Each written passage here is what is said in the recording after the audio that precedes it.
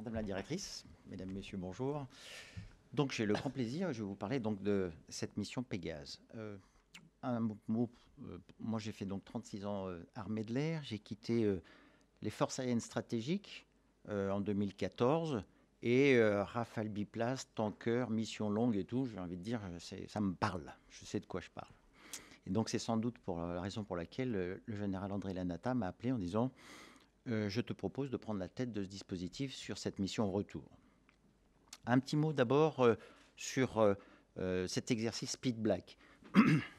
Tous les 2 ans, vous savez, les Australiens organisent un exercice aérien, mais c'est la première année où là, on joue dans la cour des grands. C'est-à-dire, il y a 16 pays qui viennent, bien sûr les Américains, bien sûr les régionaux de l'étape, mais là, on va taper sur un exercice beaucoup plus intéressant pour les pilotes, puisque cet exercice est un exercice d'entrée en premier.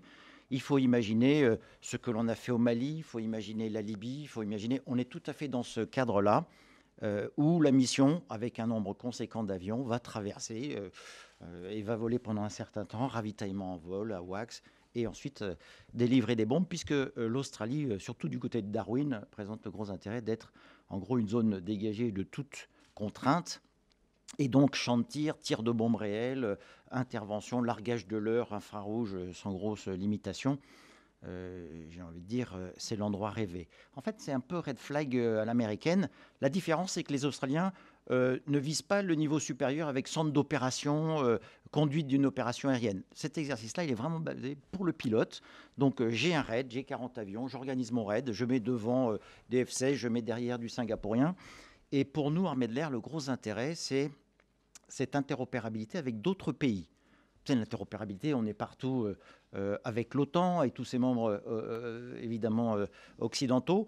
Là, le gros intérêt, c'est de travailler avec du malaisien, du singapourien, même si on commence à bien connaître le singapourien, mais tous ces pays-là, 16 pays.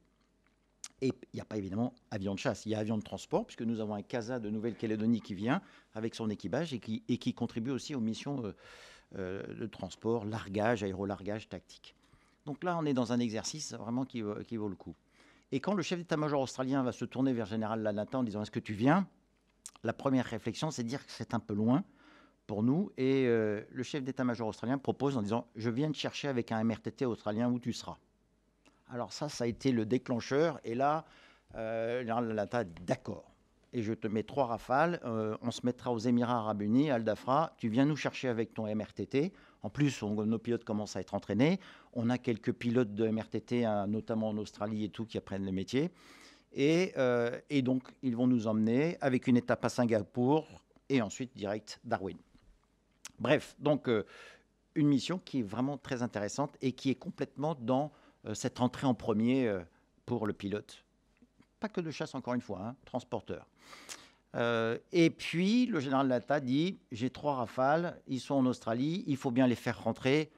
Je vais monter une mission et on va montrer un peu la projection de force que l'armée de l'air sait faire. Rapidement, en 10 heures, je suis là-bas. Je vous mets un tanker, un A400M pour le lot technique. Je prends un A310 qui est disponible parmi toutes les missions aujourd'hui de relève pendant l'été. Il est disponible et les pilotes vont s'entraîner. Équipage aussi de l'A310 dans cette région-là. Et donc, on arrive avec un petit dispositif conséquent pour faire ce retour dans l'Asie du Sud-Est. La suivante. Pour vous dire, Pitch Black, ce qui est étonnant, c'est de rencontrer bien naturellement Canada. Ce qui est surprenant de voir du Pays-Bas. Le Pays-Bas aussi est là avec quelques avions. Suède. C'est pour dire que cette zone, et on l'a bien vu dans la fiche qu'a présentée le patron du Bicmut, ces grosses zones, ces gros paquets de couleur rose, évidemment, l'armée de l'air, comme la marine, sur des orientations stratégiques de l'état-major des armées, on agit dans ces mêmes zones-là. Et l'objectif, c'est bien de montrer la présence militaire française et surtout cette coopération et ce dialogue stratégique qui commence à s'instaurer avec ces pays-là.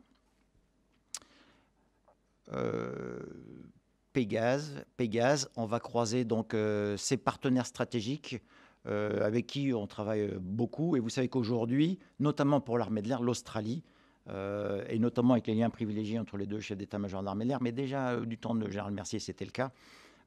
On construit quelque chose et à la rigueur, on va même se faire quelques briefings en franco-australien sur les points un peu sensibles. C'est dire que l'Australie vraiment est un partenaire particulier. évidemment Singapour et évidemment l'Inde, vous l'imaginez avec la sensibilité du moment, et cet escadron de Mirage 2000 qui sera transformé sur Rafale, et les Indiens sont très attentifs à tout ce que nous faisons, et notamment avec le Rafale. Et rappelez-vous, en 2014, quand les forces aériennes stratégiques vont monter une mission de 11 heures et on va déployer 2 Rafales directs de France à La Réunion, 11 heures, 5 ravitaillements en vol. Quand le général Mercier va rencontrer son homologue indien, le premier commentaire c'est « Alors, vous êtes allé en La Réunion en 11 heures de vol en direct ?» Évidemment, quand vous prenez la carte, vous tracez 11 heures de vol et vous voyez en gros où vous êtes capable d'intervenir. Et les Indiens particulièrement sont intéressés par ce domaine. Donc, la coopération est opérationnelle, bien sûr, avec les pays. Encore une fois, parler avec un AWACS luxembourgeois, enfin de l'OTAN, et aller ravitailler sur un avion malaisien, vous comprenez que le mot code, les mots que l'on va utiliser à la radio, l'interopérabilité n'est pas tout à fait la même. Et donc là, c'est une vraie réflexion, travail, échange opérationnel qui a un intérêt, et surtout cette condition opérationnelle pour être capable de demain d'y aller s'il faut. Rappelez-vous, en 10 heures, on est allé au Mali pour larguer quelques bombes du côté de la capitale. Ensuite, on est allé en Libye avec 7 heures pour aller dégager un peu Benghazi. On est capable d'aller en 11 heures à La Réunion. On sera capable d'aller en 10 heures avec un rebond, s'il le faut, par cette zone-là. Et là, il y a une vraie crédibilité. Et moi, je suis très, entre guillemets, fier de pouvoir, sur le parking de ces pays que nous allons visiter, on verra un ravitailleur, 3 Rafales, un A400M et un A310. Et j'ai envie de dire, le message, c'est simple, c'est si dans nos accords stratégiques, à un moment, il est prévu qu'on vienne, eh bien, en 10 heures, on sera là avec ce dispositif-là. À la rigueur, j'aurais bien voulu mettre quelques charges sous le Rafale pour montrer qu'il a une configuration, s'il le faut, qui est armée et costaud. Mais ça prend de la place, même si ce sont des maquettes, ça prend de la place dans le volume à transporter. Mais bref, il y a cette vraie idée de projection de force. D'ailleurs, comme le fait, vous l'avez vu, c'était très clair, la marine avec ses bâtiments. Donc capacité de projection et puis discuter avec ses partenaires. Oui. Je ne vais pas insister dans les petits détails. Dans les 90 aviateurs, par exemple, ce qui est intéressant de savoir, c'est qu'on a quelques fusiliers commandos. Parce que quel que soit l'endroit où on sera, les fusiliers commandos seront autour des Rafales de l'A400M, même si c'est par exemple dans des aéroports internationaux ou même des militaires, terrains militaires. Il est question de montrer combien, avec tout ce que vous savez, les systèmes de communication internes à bord et tout, et de montrer qu'on a quelque chose de sensible. Là aussi, on envoie un message assez fort en disant, voilà. La 400M, on utilise en fait la même procédure que, rappelez-vous, la patrouille de France aux États-Unis. C'est-à-dire qu'on a un dialogue particulier pour le maintien en condition opérationnelle de l'Airbus. Évidemment, l'objectif est de montrer toutes ses capacités. Et je sais que dans la région, vous savez comme moi, certains sont intéressés. Dans toutes ces missions-là, la difficulté ou la question à se poser, c'est bien sûr le transport, la logistique, les frettes, les centaines de mètres cubes et les tonnes. Comment je les transporte et comment je réagis si, par exemple, j'ai un Rafale qui est en panne quelque part, une petite panne technique. L'objectif, c'est de ne pas avoir un Rafale plus de 24 heures en panne, quoi, hein. On a une vraie mission et une capacité à démontrer ce côté opérationnel, réactivité, s'il le faut. Et donc de la tonne transportée et du mètre cube, d'où la 400M. Le gros avantage dans ce dispositif, c'est à l'ailleurs, on peut se passer des fameux Antonov 124. On mettrait 2 A400M et on serait complètement autonome. Là, évidemment, la 310 aussi aide beaucoup puisqu'il emporte quelques tonnes. Voilà. Et enfin, la carte, vous l'avez vu, mais mettez là les mêmes taches roses que vous avez vues dans la planche précédente et vous voyez que la diplomatie française, le côté international, opérationnel, eh bien on est dans les mêmes zones, quoi, hein, bien évidemment.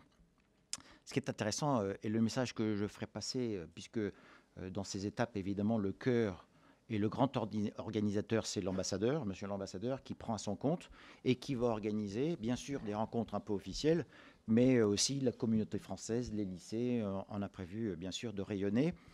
Et je sais que les armées de l'air, pour avoir eu les premiers contacts, sont très friandes, par exemple, d'écouter un pilote de Rafale qui fait un petit retour d'expérience de la Libye, de l'Afghanistan, les drones, enfin, vous imaginez toutes ces capacités que nous mettons en œuvre. Là, on a un vrai échange à la fois au niveau tactique et puis au niveau stratégique aussi, processus décisionnel, comment vous avez décidé en 48 heures de vous engager en Libye et d'aller frapper sur l'ordre du président. Enfin bref, tout un dialogue à montrer et à faire passer sur, comme on le disait, nos capacités, nos qualités. Et tout ça, c'est bien de l'expérience qui s'acquiert petit à petit, et notamment à travers ces missions-là. Vous imaginez le pilote qui va faire ça, posé sur des terrains évidemment pas toujours connus, et dans des conditions parfois un peu surprenantes. Et savoir être capable de réagir, c'est le propre du pilote quand il est dans son avion, quel qu'il soit d'ailleurs, quel que soit l'avion, c'est de réagir évidemment à la panne, mais sur tous les moyens search and rescue. Où est l'hélicoptère, où est l'Hercule, où est le Falcon qui va bien et qui va protéger ou qui va aller secourir plutôt l'équipage si jamais il lui arrivait quelque chose. Et donc les contacts avec ces pays-là. Et les armées de l'air sont particulièrement intéressées. Je sais parce qu'aujourd'hui, là, j'ai mon équipe où ils sont 5 et ils font ce qu'on appelle le site survey. C'est-à-dire qu'ils vont dans chacun des pays, ils rencontrent l'ambassadeur, ils rencontrent les forces armées en disant « Ok, pendant ces 3 nuits, ces 2 nuits, parce que le plus simple pour nous, c'est de compter en nombre de nuits plutôt qu'en nombre de jours, vous le comprendrez aisément. Et donc, qu'est-ce que vous voulez, voilà tout ce qu'on peut vous proposer et tout en termes d'échange. Et le message que je ferai passer, vous voyez, ce sont ces points où on a nos forces permanentes et de montrer qu'on est bien, nous, France, d'accord, et c'est pas simplement quelques mots, on a bien des forces prépositionnées, on est bien capable d'intervenir.